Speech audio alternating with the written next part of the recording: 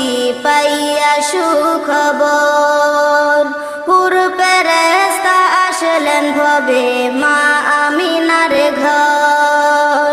দু জাহানের বাদশা নবী পাইয়া সুখবর।